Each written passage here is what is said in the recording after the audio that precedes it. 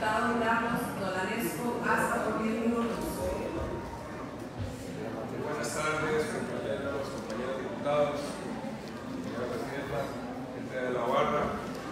Hoy que se inicia la discusión por el fondo de este paquetazo fiscal, quiero aprovechar la oportunidad para hacer un breve repaso del proceso que ha tenido este proyecto, tanto en comisión como en este plenario legislativo.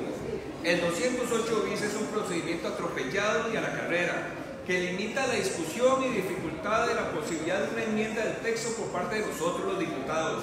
Pero hoy quiero dejar claro que sí hubo espacio dentro de la discusión para establecer negociaciones, llegar a acuerdos y mejorar el texto en procura de una reforma con justicia tributaria y equilibrada. Lo que no hubo fue voluntad política, ni del Ejecutivo, ni de las fracciones del PAC y del PUS que están en gobierno, en busca de acuerdos para que este paquetazo fiscal no viniera a afectar a las personas que a diario salen a pulsearla, a la gente más sencilla y humilde, a los excluidos, a los desposeídos, a los agricultores, a los estudiantes. Qué lamentable que el señor presidente Alvarado se escondiera a los costarricenses en la mayor parte de la discusión de este expediente. Durante este proceso me ha quedado claro que en este país gobernar alcanza con quedar de cuarto en unas elecciones, mientras que se representen los intereses del gran capital, del lugar ocupado, no importa, desconociéndose de un plumazo la voluntad del soberano, la voluntad de nuestro pueblo. Cuando entendí el garrotazo que significaba para las familias más humildes del país este paquete de impuestos, levanté la mano y presenté más de 500 mociones el primer día. Algunos medios de comunicación, amigos del cogobierno, PISA-PAC, y de este paquete de impuestos, y por qué no decirlos, enemigos de los sectores vulnerables de la población. Trataron de minimizar mi lucha, sin embargo, eso me señaló que estaba del lado correcto de la historia y en la única posición que un social cristiano podría estar, al favor de los que menos tienen en este país. Celebré la entrada en el primer texto sustitutivo, se cayera en la comisión, pensé que íbamos a tener la posibilidad de incluir nuestras propuestas, pero qué va. Ese espacio se dio para la negociación, nunca fue para buscar aliviar la carga tributaria de los que menos tienen, más bien fue para que algunas fracciones encontraran los espacios en el proyecto para ayudar a los sectores poderosos que representan. Yo ahí me empecé a preocupar en serio de lo que estábamos viviendo, maestros, agricultores, ganaderos, estudiantes universitarios, cooperativistas, sindicatos, arroceros, cámaras empresariales, el sector turismo, profesionales, gente de los bancos, los mutuales, las asociaciones de solidaristas. Todos se acercaron a mi despacho y me plantaron sus inquietudes y muchas personas de que este proyecto les iba a afectar directamente. Después de ese diálogo con sectores, ¿saben cuál fue la respuesta del resultado de las 36 propuestas que presentó el Ministerio de Hacienda? Solamente una, y por lo menos celebro que se aceptara que no se tasara las obras del Espíritu Santo y ese trabajo maravilloso y milagroso que hace el Padre Sergio diariamente, darle de comer a miles y miles de niños en los barrios del sur de San José. Pero, ¿y qué pasó con las demás propuestas de los otros sectores? Nada. El ministro Pisa nuevamente mostró su cara de poco negociador, mientras que el presidente Alvarado seguía escondido y la ministra de Hacienda seguía sin contestarme cómo le íbamos a entrar con verdaderamente al tema de la reestructuración del Estado que ella hace unos años proclamaba como contralora. Yo estoy seguro que si le hubiéramos pedido a los costarricenses más humildes que se tenían que sacrificar un poco en el tema fiscal por el bien de las finanzas del país, y mientras tanto el gobierno ponía sobre la mesa un planteamiento serio de reforma al Estado, el descontento ciudadano sería mucho mejor de lo que estamos viviendo actualmente. Pero esto nunca se dio. Entiendo que la ministra tuviera tiempo para contestarle a este diputado, que de seguro se encontraba más ocupada buscando la manera de cómo explicarle a este Parlamento y al pueblo costarricense cómo un gobierno puede ser tan irresponsable de dejar un hueco fiscal de más de 1 millón de millones de colones. Por donde lo veo, aún no me alcanzan las explicaciones que dieron las autoridades del gobierno anterior del PAC, ni este gobierno, para entender una irresponsabilidad de semejante tamaño. como tampoco me alcanzan las propuestas del Ejecutivo en procura de la reactivación económica necesaria para nuestro país, y que también sobre la mesa al inicio de la discusión de este expediente fiscal.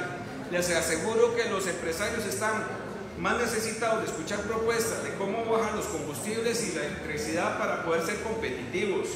Les puedo asegurar que la intransigencia no es la mejor manera en un tema tan importante y tan delicado como el tema fiscal.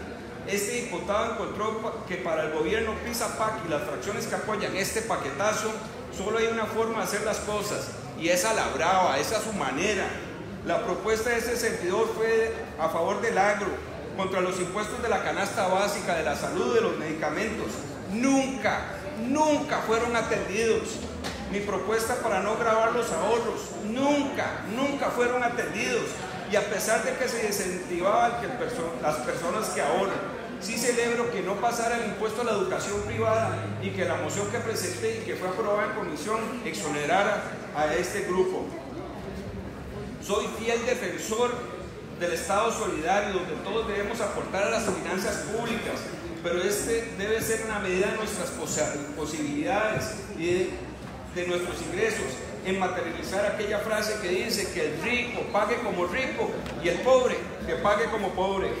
Los republicanos no podemos aprobar una reforma fiscal injusta tributariamente, y este paquete desde hace rato dejó de tener rostro humano. Este gobierno PISA-PAC tomó al pie de la letra aquellas frases de los abuelos que decían: al mal paso darle prisa, cuando para mí lo correcto era aplicar aquello que despacito que llevamos prisa. Corrió PISA, corrió Hacienda y corrió aquí el plenario de las fracciones del PAC y del PUS. El único que no corrió fue el presidente de la República, que pasó más tiempo escondido en casa presidencial o sesionando a puertas cerradas en Cartago y en Punta Arenas. Ya me explico por qué siempre se salen en sus cadenas de televisión sobreactuados ni se despeina. En casa presidencial no pega viento, ese viento que últimamente en nuestro país y que lleva consigo el descontento nacional generalizado y que no ha querido escuchar nuestro presidente. Este proyecto estamos discutiendo tiene un buen tino en su capítulo de regla fiscal y me parece algo rescatable, es más, lo único rescatable. También abogué porque el tema del empleo público sea conocido fuera de este paquetazo de impuestos, y lo justificó porque es un tema muy amplio, que debe venir acompañado de una necesaria reforma estructural del Estado costarricense. Es fácil zafarse de las responsabilidades de discutir seriamente un tema tan importante y tener discusión light sin que estuvieran presentes los que compartieron sus puntos de vista de los principales afectados de este capítulo. Esta estrategia de responsabilizar a otros con el contubernio de un sector de la prensa es inmoral. Aquí lo sufrieron los docentes con el autosecuestro de la antorcha en Esparza, lo sufrió un grupo de médicos en el San Juan de Dios señalados de tomar a la fuerza quirófano, cuando la realidad fue otra. No puedo dejar de referirme al capítulo del IVA, uno de este proyecto, el capítulo del IVA, un impuesto que por definición ya es regresivo al ser indirecto y que sin duda va a golpear los bolsillos de las familias más pobres de este país.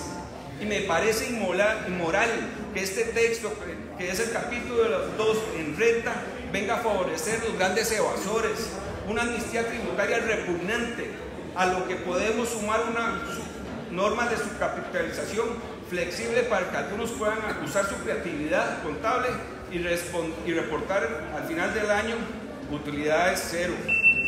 En la etapa de mociones, reiteré, viví un trago muy amargo, muy buenas mociones fueron desechadas. Yo vine a esta asamblea a defender a los más pobres, a los desposeídos, a los excluidos socialmente. No vine a defender los intereses de ningún gran capital, ni las proclamas de un grupito de progres, esos que piensan que Costa Rica son la Universidad de Costa Rica y 3 cuadras alrededor. Hablemos desde ya de la urgencia reforma del Estado, de cómo rebajar las pensiones de lujo, de cómo controlar los supersalarios inmorales en algunas instituciones del Estado. Hablemos de cómo vamos a hacer con la infraestructura que tanto necesita el sector productivo y que tiene un retraso de más de 30 años. Mi voto para este paquetazo de impuestos, como lo anuncié al inicio, es en contra. Y aunque el gobierno de la República que sea ateo, que Dios bendiga a nuestra patria.